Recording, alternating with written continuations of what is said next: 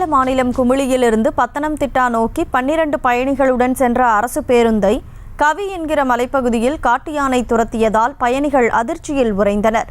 சுதாரித்துக் கொண்ட ஓட்டுநர் பேருந்தை பின்புறமாக இயக்கவே சிறிது தூரம் ஓடிவந்த யானை பேருந்தையே உற்று பார்த்துவிட்டு பின்னர் திரும்பிச் சென்றது. அந்த காட்சிகளை தற்போது பார்க்கலாம்.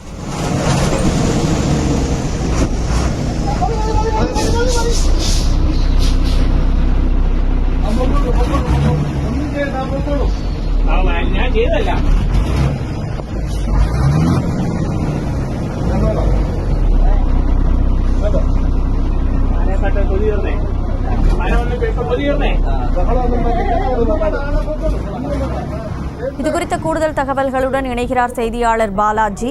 வணக்கம் பாலாஜி, முழு விவரம்.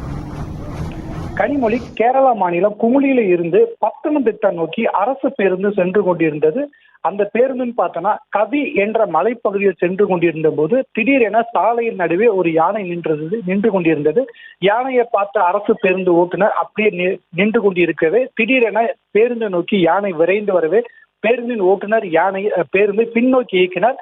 சிறிது நேரத்தில் துரத்தி வந்த யானை மீண்டும் திரும்பி சென்றது. இதனை அடுத்து பேருந்தின் ஓட்டுநர் பேருந்தை மீண்டும் இயக்கும் போது பின்னர் திடீரென யானை பின்னோக்கி விரட்டவே பேருந்தின் ஓட்டுநர் பேருந்தை பின்னோக்கி இயக்கினார். இருமுறை இந்த சம்பவம் நடந்தது.